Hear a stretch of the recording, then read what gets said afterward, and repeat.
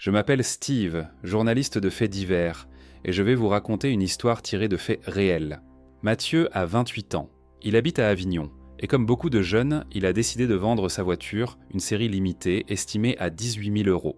Il publie une annonce sur un site de petites annonces avec des photos soignées, une description précise, et il attend. Quelques jours passent. Un soir, un message arrive. Un certain Eric, qui habite à 200 km de là, se dit immédiatement intéressé. Il pose des questions précises, il est enthousiaste, presque trop pressé. Il insiste, c'est une série limitée, il ne veut pas la rater. Il demande à Mathieu de lui réserver le véhicule et lui propose d'effectuer le paiement par chèque de banque, le moyen le plus sûr. Mathieu, rassuré, accepte. 3 jours plus tard, Eric le rappelle, le chèque était prêt. Il se donne rendez-vous le lendemain. Le lendemain, à l'heure convenue, un jeune homme se présente à la porte. Il se prénomme Patrick. Il est souriant, bien habillé, décontracté. Patrick demande à faire un essai, ils partent ensemble sur les routes autour d'Avignon. Le véhicule lui convient parfaitement. De retour au domicile, Patrick sort une enveloppe et en tire un chèque de banque, 18 000 € au nom de Mathieu, en bonne et due forme. Mathieu est méticuleux. Par précaution, il appelle lui-même le service client de la banque émettrice. Il donne le numéro du chèque, le montant, le nom. L'opératrice vérifie et lui confirme « tout est en ordre ». Le chèque est valide. Mathieu sourit.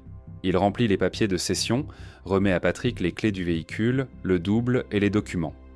Les deux hommes se serrent la main. Patrick repart au volant de la voiture. Tout le monde est satisfait.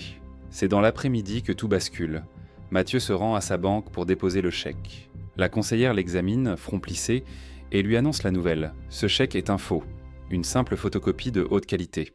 Les escrocs avaient dès les informations d'un vrai chèque, numéro, montant, titulaire, et ils ont simplement reproduit ce chèque sur du faux papier. Elle lui conseille de se rendre immédiatement au commissariat. À Avignon, les policiers reconnaissent immédiatement le mode opératoire. Les escrocs repèrent une annonce. Ils publient la même annonce ailleurs en se faisant passer pour le vendeur. L'acheteur, de bonne foi, fait le chèque au nom du vrai vendeur. Il l'envoie ou le remet en main propre à l'escroc, Patrick, qui se fait passer pour Mathieu. Patrick photographie le chèque, le reproduit à l'identique, et c'est cette copie qu'il présente au vrai Mathieu. Le vrai acheteur, lui, a perdu 18 000 €. Et Mathieu a perdu sa voiture. Mathieu a des caméras à l'entrée de son domicile. Il télécharge une vidéo nette où Patrick apparaît clairement, de face, en pleine lumière. Les policiers y transmettent la vidéo à leur logiciel de reconnaissance faciale. Le système compare les traits avec les fichiers de la police judiciaire. L'homme s'appelle en réalité Sylvain Mercier.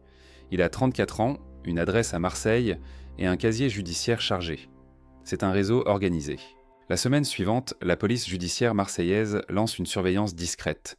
Ils découvrent qu'il ne travaille pas seul. Les enquêteurs trouvent une imprimante professionnelle, du papier spécial et des dizaines de numéros de chèques de banque dans un fichier Excel. Le réseau est interpellé un mardi matin à l'aube. Sylvain Mercier, ses 2 complices et un 4e homme à Lyon sont placés en garde à vue. Mathieu est convoqué pour identification.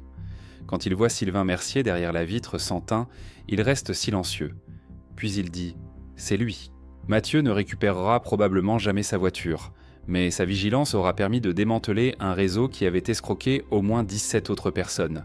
Si vous mettez en vente un véhicule, retenez ceci. Un chèque de banque n'est pas une garantie absolue. Exigez un virement bancaire confirmé. Je vous dis à bientôt pour une nouvelle histoire.